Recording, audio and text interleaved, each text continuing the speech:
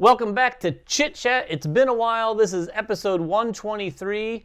And oh man, we are here to talk about Gen Con. It feels like we've been feeling Gen Con for the last few weeks. Month, yeah. Like literally as soon as we're done recording this, I'm going back to editing more videos because we're trying to get a lot of Gen Con previews up. And a preview would indicate that it's before Gen Con. So Right. We're trying to get those videos up. But today, me, Ryan, and Jeremy Howard. Jeremy, thank you for joining us tonight. Yes, I'm back in studio here in the back. So yeah, really excited to be here. There's a lot of stuff going on at Gen Con, a lot of games. I'm very excited to talk about them. We're going to be talking about some hidden gems, though. We're going to talk about some ones you can't find, ones you'll probably walk past like 10 times and be like, oh man, I wish I would have got that. Those types of games. So I'm really excited about those because usually when I bring them up, you guys are like, what? Right. So this is exciting.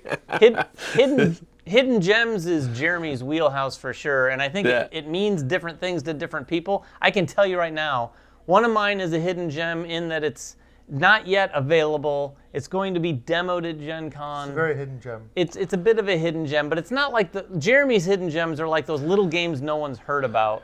And then another one, I can almost assure you, if you're watching this, you probably haven't heard of, but that's just because it hasn't been announced yet. But we're able to share, and by a little bit, I mean very little next to nothing about this game that's going to be demoed for us at Gen Con. I think behind closed doors, but I'm pretty excited about it. We're getting really exclusive. In fact, wow, you went super exclusive. Yeah, they haven't even announced it yet. No one's seen it. No one's even seen it. No one's hasn't even been designed yet. No one's conceived of the idea for this game. No, I know a guy who's... I did choose games that are available on sale, but I kind of approach this like, you see all the most anticipated lists. We did a most anticipated list. But yet there's some games that I think just kind of flew under the radar that I didn't really see on many lists that I still think are definitely worth checking out. Yeah, there's a ton of games. So we're going to get right to that. We'll probably play a little player versus player, and then we'll finish things off talking about some of the games we've been playing. Spoiler alert, they're probably Gen Con games that we've been playing. But anyway, I'll kick things off. I'm going to start. I have two games to talk about. The first one is a game called Joyride that I just came across. To be honest, it was on the BGG Gen Con preview list. That's where we go. We use that list. I saw this, and what struck me is the artwork had that very kind of Wasteland Express, kind of Wreckland Run, that art style, which I absolutely love. And Wreckland Run is very similar because it is kind of like this junker car racing, crashing, shooting missiles at each other, dropping oil slicks sort of game on this big board. I was gonna say like Spy Hunter-ish. Yeah, kind of Spy Hunter. I remember Spy Hunter. But you're driving if you around are of a certain age. I was about to say that. The board kind of so looks old. like super off-road, if you remember that old video game. Yeah. And you can set it up with all sorts of different obstacles. And I don't know much about how it's played, but it is going to be demoed. I've actually reached out to them because I was like, hey, I want to get a chance to look at this. We might actually be able to get a hold of the game and do some content with it at some point during their campaign. But I really want to take a look at this. It's from Rebellion. If I don't have their booth number in my head right now, but that's why I'm putting it right here at the bottom of the screen. So if you're interested in checking out Joyride, take a look at it down there. There's very little information about this. There's one video on BGG on YouTube that's, I think, from UK Games Expo where they're talking a little bit about how it plays. But I wanna learn a lot more about this. It reminds me a lot of. Are you familiar with Gaslands? This feels like an approachable, everything you need in one box, kind of streamlined down version of Gaslands, where you're not like having to. That's like a miniatures game that uses cars. This is going to give you a lot of that same excitement, but without all of that investment. So I'm excited for that aspect. It does sound like a nasty game, which is not typically my thing. It sounds like it's very simple to play what you're doing, but then players will basically just careen into your side and like rotate your car so that then you're going in a different direction and you have to correct. So anyway, the look of it is really what hooked me. So hopefully the gameplay pays off. Yeah. Are we going in a row? Just going down the line? Let's go. Jeremy, with you. What's your first one? Okay, so all my games, that's not that they can be bought. I'm going to go with the one that has a sense of urgency you may or may not have heard of. It is called Kinfire Chronicles. It is a game that was made, I can't remember what industry this person came from, but I met them last year and they were really excited about it because the team is a newer design team, but they also have the writers from The Witcher. So there were some staffs from The Witcher 3 staff that are part of the writers of this lore. It's a fantasy game. It's a campaign game. It's got acrylics. It's played on top of a book, I believe. I think it was, remember, on the top of the book, and you're kind of building your deck in this game. But what I really liked about the action point system in this game is that you can play like support cards with each other. So you're not just matching, like you're doing things like matching colors and attack numbers and things, but you're also getting support from your other characters, and I thought that was really smooth and slick. And you get these little tuck boxes to add cards to your deck and exchange things. You don't have to complete objectives. They kind of like play out in the story. Maybe you forgot to do something or something happens and it just keeps going forward, and you may find out what happened because you didn't finish this objective or you didn't defeat this boss. And I was like, this is pretty slick. And they have another game coming out, which I may be doing a preview for later on in the same world. And I'm going to go pick this game up. There's only going to be 50 there from what I've been told. So I'm definitely going to go grab one like ASAP after Lorcana. So I will definitely, this will be my second stop at Gen Con. Yeah, I'm really excited about it. Lorcana is not exactly a hidden gem. It's a gem that everyone knows about and that everyone's going to be running for. Yeah, it's going to be after a big Lorcana, I will go grab this one. Ryan, what about you? So my first one is actually a party game, which is not something I normally put on my big list, but I find that, especially at conventions, it's so much fun to get together after hours. And I think this is one that you're going to see people playing. It's called Kiss the Goblin. I've heard about this which is kind of a strange name. It doesn't really tell you what the game is about at all, but this is from Skybound. And it's a party game based on D&D, or like Dungeons and Dragons, where everybody kind of has an alignment. So if you're familiar with Dungeons and Dragons, you have like your chaotic neutral. Lawful. Good. Is that you? Are you chaotic? No, I'm picking one so you can give an example of how the good, game. That's David. Anyway, I am lawful good. You pick one, and then people ask you questions from cards, and you have to answer as if you were that alignment, and they have to try to guess what it is. So if you're chaotic, like, what am I ordering on my pizza? Pineapple. Chaotic. That's the chaotic. But answer. chaotic neutral would be what? Nothing. Nothing. No cheese. Just flatbread. No crust. Like, that's kind of the thing, and people, are trying to figure out what you are, and they're trying to use some deduction elements to do so. I think it's a fun game. The premise is silly, but like if you're a big D&D fan, if you're a role player, this is that perfect game to play after D&D night, or like while you're waiting for people. It sounds like a good filler for D&D crowd. For sure. It's a lot. It looks like a lot of fun. I think I'll be playing it after hours for sure with people, and I'm guessing I won't be the only one to do that. Yeah, party games, Gen Con and conventions in general are always a great time. Again, we never put those on our most anticipated list, but they are always, conventions are always where we find out about the next big party game. Right. The code names, the mediums, all those things are always like Gen Con releases. So my next one is a bizarre game. I've not heard anything about it until we got an email saying, hey, would you like to come demo it? It's called Altered, and it is a TCG. Now, if you watch the channel, you're sitting here, David, why are you interested in this? Yeah, that's a good question. Well, I'll tell you why I'm interested in it. It's from the designer of Seasons and Dixit. I'm not going to butcher his name, but I'll try. I'll try to butcher it. Regis Bonasse. I don't know if I got that. Really good. If you know, let me know how well I did. But anyway. It just sounded good. Yeah, it sounded good, right? Designer of Seasons, and this game is called Altered. It's from a group or a studio called Equinox. And this is, they're associated with Asmodee in some way or shape or form, because that's how I heard about it. But we're going to get a demo of this thing on Saturday, and the demo experience is a 2-hour session. Oh, wow. I know it is a big group of us playing in that demo session, but I love Seasons. And I'd really love to see what this game's all about. It's amazing how many trading card games and card games are kind of starting to pop up. They're kicking up again. Yeah, they're kicking up again. Flow. It is definitely picking back up. We've had a few years without a bit. We had Flesh and Blood was like the biggest one. Now we've got several coming this year, and there's a few more coming next year. Yeah, there's a lot out there. This one, again, I've been hunting for more information. I think we'll find out a lot there. Yeah. I don't know how much of that we'll be able to share, but we will share as much of it as we possibly can after the con. Jeremy, what's your next one or two? Yo, dig. I think it's at Pandasaurus. I think it is. It's called Aurum, and it's a trick-taking game, and it's like teams trick-taking game. And the twist on this one is that like you don't have the trump cards when you start out. So it's like the trump cards are laid out in numbers, and then you have all your different types of cards, your different sets of cards, and you play. And when you play a card, you can't play the same color. So everybody around the table can't play the same color. But the person who wins the trick is the person who has the highest number, and of course not the same color. But the person who does not win the trick, who's the lowest number, gets to take a gold card, which is a trump card.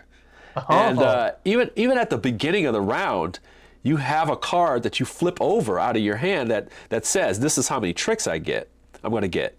If you get over that amount, you still get the number. If you get the exact amount of tricks, then you get double the points.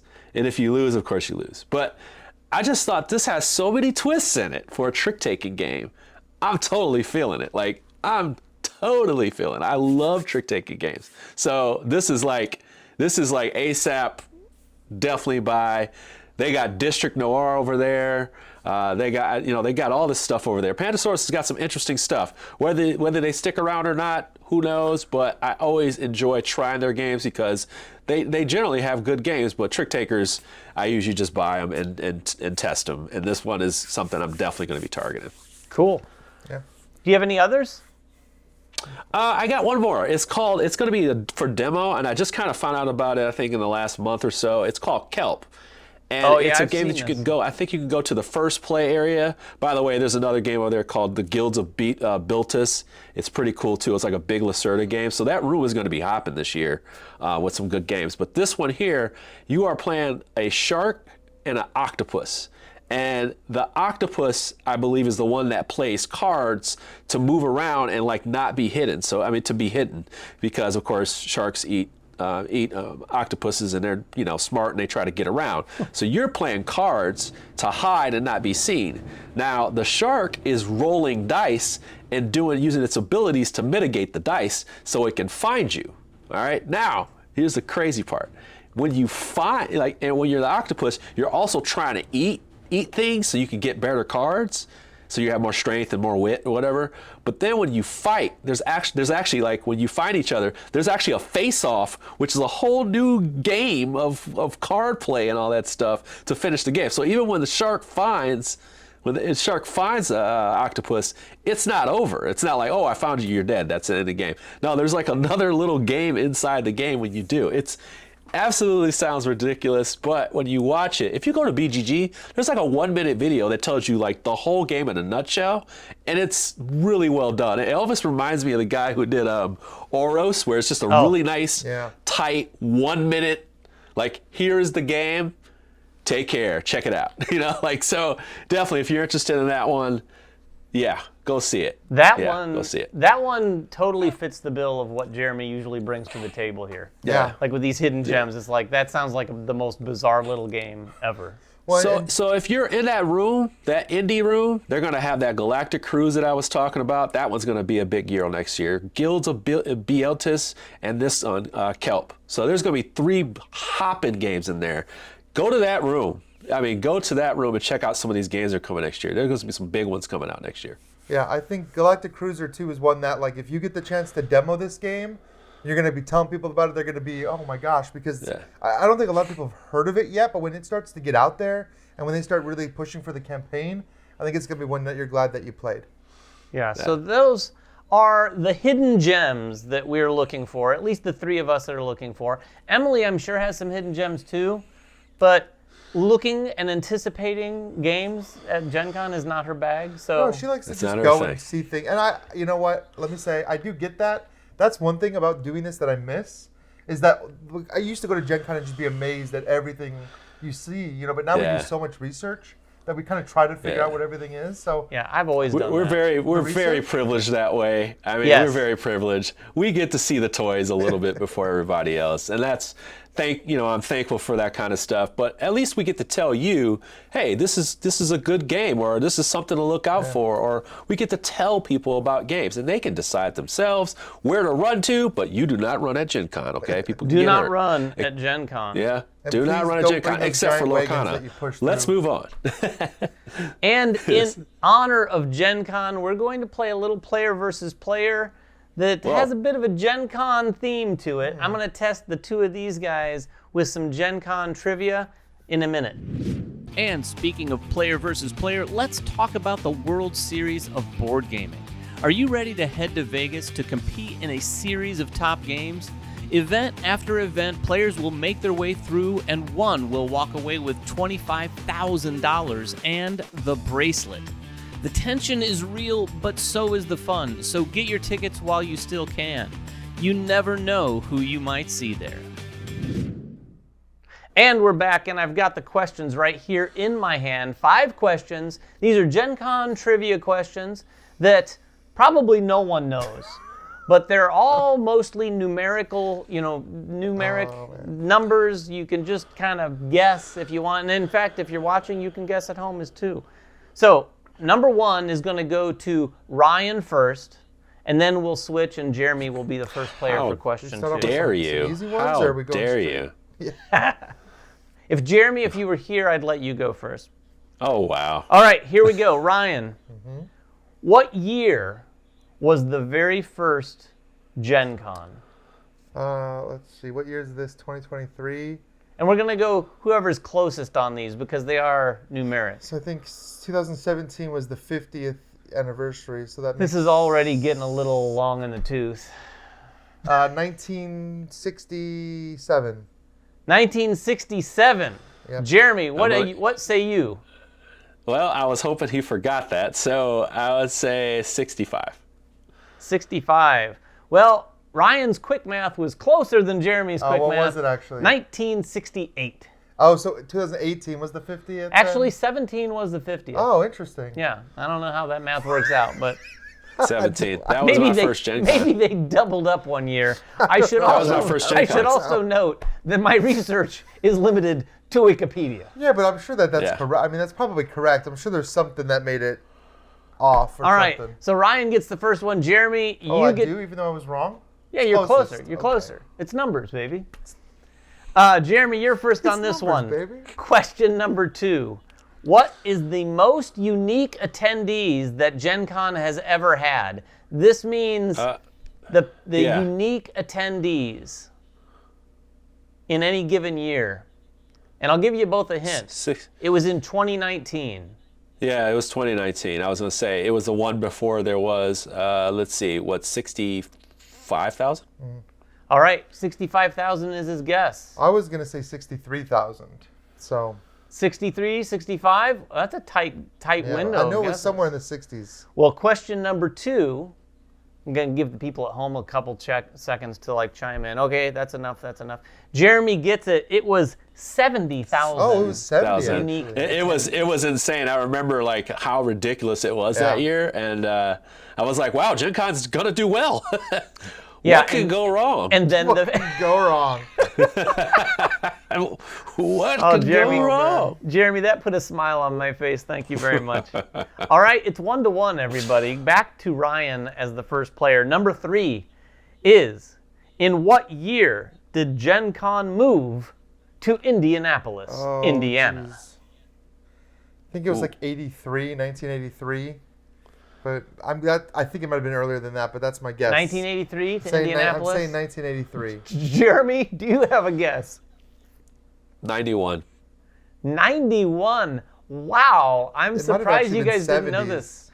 It was 2003. What? Was it really that late? Yeah. You know what? I thought it was later than that, too. I was just like, let me just go under just to be sure. Because it was near me. It was near me. I went to the first one in Indianapolis. The first time I went to Gen Con was 2005. I didn't realize it had only been here for that.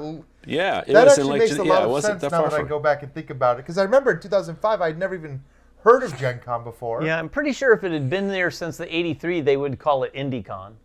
Oh, it'll always be called Gen Con. Was it really that late? Oh, goodness. Yeah. I actually did not have any 2003. I was surprised. So I'm surprised. technically, Jeremy was closer with 1991. 2003. Yeah. Man, I All was in high right. school. What is it now? Jeremy 2-1? Yeah, that was Yeah, that buddy. was actually an embarrassing question. It's the way in fact, it's David, supposed just to edit be. that Let's whole go. thing. Let's go back to question 3. All right, I like Jeremy. where I'm at in the driver's seat. Let's go. Jeremy, this one's back over to you, and if you get this one right, you lock it up, my friend. This right. question is, how many companies are slated to have booths at Gen Con 2023? And this is according to Gen Con's website. How many companies are slated to have booths at the show? That have booths. I'm going to go with 185. All right. Interesting guess. I'm gonna go with 250.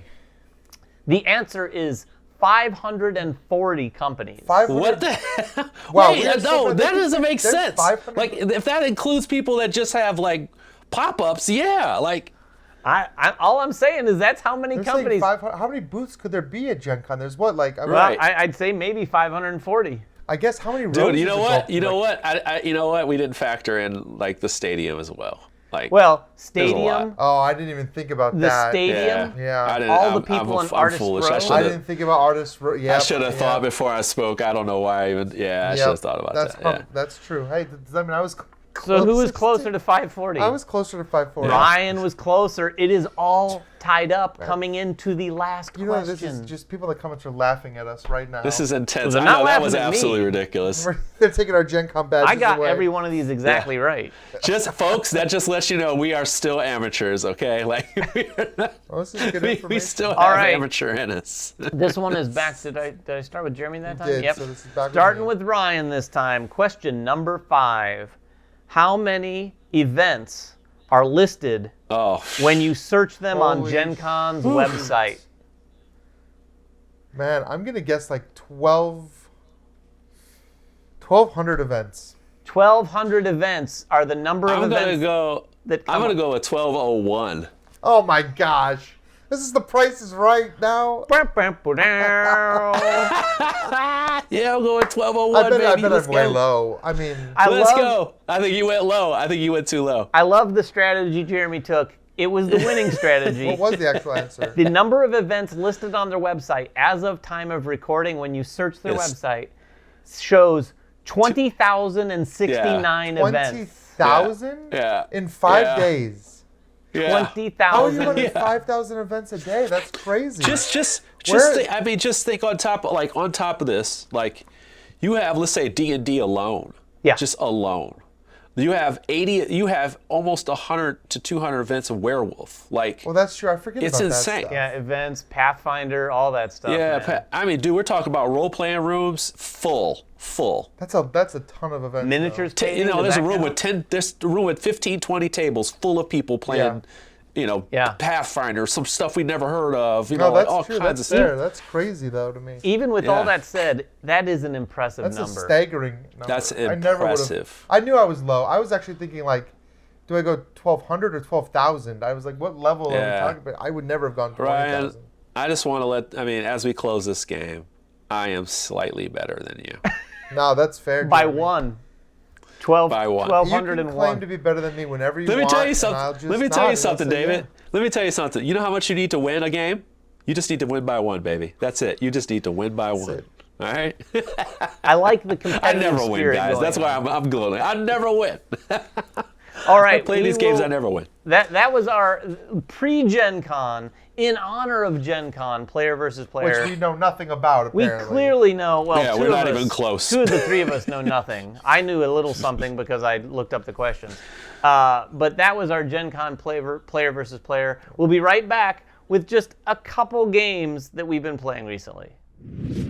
But before that, let's talk about Phantom Sleeves. If you play board games with cards and you want them protected, you should check out Phantom Sleeves. They're top-notch quality, easy to play with, and they care about your cards and the environment. Plus, Phantom Sleeves are made with board gamers in mind. The sheer variety of sizes and shapes is kind of crazy. So no matter what game you're playing, they most likely have the perfect sleeve.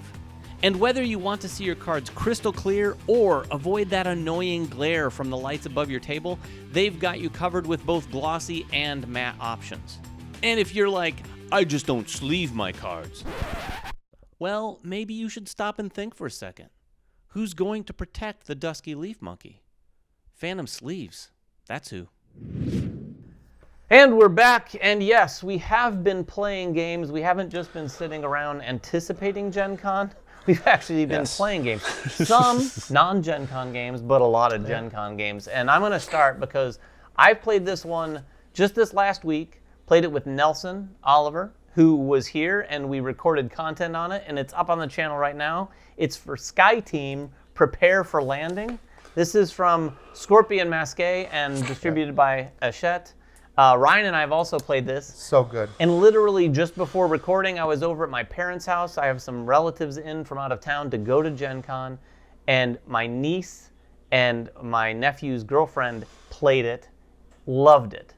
And we loved it too. This game, I mark my words, this game is going to be one of the surprise hits of Gen Con. Well, we did put it on our most anticipated list. So. Yeah, well, I didn't realize how much I anticipated. Nelson had it on the most anticipated list, and Jeremy and I played it at Gamma. Yeah, we played it at Gamma, and I was like feeling it big time. And she was saying there was like a sort of a campaign module thing, and I was like, yes, I'm feeling this. Let's do this again. So that was a surprise too, by the way. Like it was a total surprise when we played that game. We were like, oh, this is pretty neat. So yeah, I think really people need to pay attention, especially when I found out it was like $30. I was like, yeah, this is big deal. That's a great 100%. $30. The base game alone is a lot of fun, but boy, when you start to learn about the modules that you can add, it's kind of mind-blowing and very cool. It is literally one of the most thematic game experiences I've had in recent memory. I thought so. Just you sitting up at the table, I was like, I'm in. I feel it. I will say there was one funny comment we got on our video. Someone said, I don't know if I understand the theme in that you can't talk to one another, a co-pilot and a pilot. It seems problematic. But that is the fun of the game. You're rolling dice, you can't talk to each other, and then it's dice placement, and you're placing dice on this little board that like basically is all the instrumentation of keeping your plane level, getting the gear down, setting your speed, putting out the flaps, drinking coffee so you can mitigate your dice, all the while approaching the airport and trying to sync up your altitude and your distance so that you land and land gently. It is a really, really cool experience. It does make sense that you can't talk to each other. Like you've got your tasks. The co-pilot is on with the air traffic control trying to get planes out of the way. Airlines don't want the co-pilot and pilot just chatting it up. That's dangerous. Anyway, that game, I'm serious. Like demo that game. Everybody just demo it. At least play 3 rounds so you get an idea of how the game plays. Because I would say if you just kind of watch somebody, you won't get a gist. You got to get the tension of like making these choices while you're kind of like looking at somebody else since you can't see their dice. And they're just putting it out. You're like, ooh, are they going to there's like low-high stuff going on. It's like, what are you doing with your last 2 dice? That kind of thing. It's got the tension built into it. And that elevation thing, that slowing down and the elevation thing is really smart. It feels thematic. It's fun. It is really, really cool. And it's a short game too. So I'm actually hoping that the demos are almost full games because you play that game, if you successfully land or even if you crash, it is a fun time at the table. Still fun. So definitely take a look for Sky Team if you're at Gen Con. But yeah, it's a good game. All right, who's next? Jeremy, what's your game that you've been playing? Oh, so I had broke out. I received my copy of Expeditions finally. I bought it a while back. I got it. I think I pre-ordered it day one just blindly. I was like, oh, this is coming out. I pretty much do that with all Stonemaier games. I just buy them, check them out, and they're all gone. So this one stays. This one's going to stay for a while. Expeditions, really, really interesting card game, tableau game, and I really like how the engine kind of comes together. You're building, kind of crafting your own setup here. You can have upgrades attached to you. You can have meteors attached that score and combo things, and then you even have something that contributes to scoring. It's got kind of like assigning workers to cards. it's just a fun experience. And the fact that you kind of shuffle up the tiles and it's different every game, but you still sort of know what the 6 tiles are of each type. But I played this one solo. I've already played it 3-player, and I played this one solo twice. And I will tell you, I think the 3-player is long. It's long. The game is kind of long for what you're doing. 4-player, I played it 4-player. But playing it solo is really good. The thing is if you get good at the game, hopefully it can have some longevity. And I don't worry about that too much because they've supported their products for a long period of time. So this is a sequel to Scythe, so I expect more stuff. There's even room in the box for more stuff. Yeah. So I'm expecting to see more, and I'll get a couple plays on it. It's not like we don't have enough games to play while I'm waiting for the next expansion to come out. You see everybody's kind of scratching their head. It's not like we don't have enough games to keep us busy. I'm not too worried about longevity. I'm worried about whether I like the game or not, and I definitely do. So definitely strictly for solo play. I would say if you really want to go all in, there's a $99 version. You can get the $60 one. I'm sure you have a good time. Yeah. That also going to be probably a pretty hot Gen Con ticket. And I think that's going to be a hot Gen Con thing. And rightfully so. Definitely rightfully so. Yeah. I'm having fun with it. Well, mine too. The game that I've been playing, this is one that we got in to do Gen Con coverage. This is Barcelona from Board and Dice. He loves this one. I fell in love with this game reading the rules even. I was reading the rules and I was like, oh man. You know when you get that feeling, you're like, I cannot wait to do some of these things that this rule book is describing, and you hope that your turns and your actions are going to be as satisfying as they are in your head. Yep. And they were in this game. In fact, maybe even more so. There's so much happening in this game, but the base mechanic is so cool. It's actually all based on history too, like the movement of people into the new district of Barcelona. And so you're placing these tokens on street intersections that can go maybe like a cross street, there's like a diagonal street. And every time you place it, you're looking at what streets you placed on, and you're taking actions. So you're taking potentially 2 or 3 actions with every placement. And of course, like any good combo Euro, each one of those actions, as you're doing them, you can get bonuses that maybe let you do something that gives you another action. And so you're taking potentially multiple actions. And this is one of those games where you're getting maybe 30 points a turn. The turns are enormous. You're doing a lot and you're scoring a ton on your turns. If you like games, and particularly Euros, that give you that satisfaction on your turn, Teletum did it a little bit, and we have some content up on this game if you want to see it in action. But this thing has just massive turns, and it can be, someone can get way far ahead, and you're like, oh man, they're far ahead. Nope, you take one turn and you might score 30 points. We had one that was like 40 points in one turn. But even with all of that, your turns don't take forever. No. They're actually pretty quick, and you're moving the game along pretty quickly. And there is this kind of collaborative element of like, as people place these citizens down, you're using them to build buildings. So even when other people are taking their turn, you're still watching to see how the game state changes. Yeah, 100%. Because you're trying to plan out your turns, not just for the actions you're trying to take, but also the buildings you're trying to build. And that's another massive way to get points. And like this kind of gives me like Russian railroads vibes, where like you start off maybe kind of small, but then by the end of the game you're just taking these a little bit, but you don't start off super small. You don't start off as small. Like the turns are like pretty quick, pretty fast, very large. I think I gotta get this game. Few games that I've played of this, a couple of them. I gotta get this game. The scores will blow up at lower player counts even more.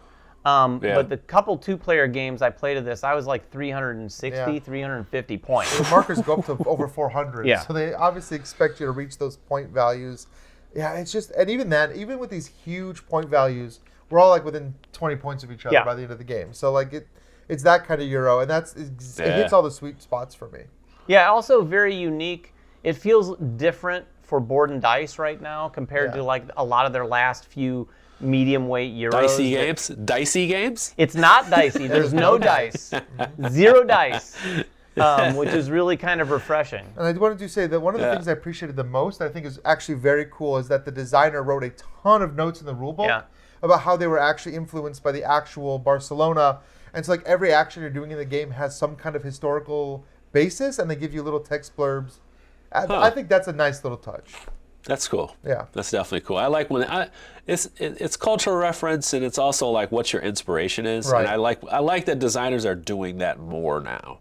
I don't feel like that was always a thing, but now more than ever, I like to see passion behind projects, but also the history instead of like one little blurb that kind of thing. So if you got something that's cool and you really leaned into it, you didn't just tack the theme on, why not talk about your passion? For sure. This is Board and Dice, and it's probably going to be another one I think that goes pretty quick. I know a lot of people pre-ordered it, but they're going to have some available to sell as well directly to people at Gen Con. Yeah. So those are the games we've been playing. Those are the hidden gems that we're looking forward to. Those are the horrible numbers that they came up with to answer some of those questions in player versus player. Let's not even remember that. Let's forget that happened. If you have any questions about any of that, please make them in the comments below. We'll get to them probably after Gen Con. We'll get to them. We're gonna have our hands full for a few days, but we'll be back probably in a couple weeks with another Gen Con. We'll probably have another Gen Con? No. Hey, can't do another Gen Con after this one. Another chit chat. See, I'm already losing my mind. And if we see you, at our dinner, we're gonna have our get together. If you see us there, make sure you stop by or whatever. Or if you see us in the halls, I'm not too busy. I am always in movement when you see me. Very rarely do I stop. But I just want to say, if you see us around or you're coming to our event, just say hi. I can stop for anybody just to say hi, take a picture, anything you want to talk about. I always have time for you. I want to thank you so much.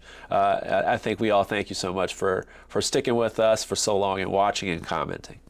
100%. Please do that. And hopefully we'll see some of you there. I know some of you who are watching will be coming down to Indianapolis very soon to be at Gen Con with us. So we'll see you at the show. We might see you at our dinner on Saturday night. I know a lot of you will see at our dinner Saturday night. Yeah, we had a lot of interest. That was great. Until any of that happens, please make sure everyone has fun at the table, and we'll see you then.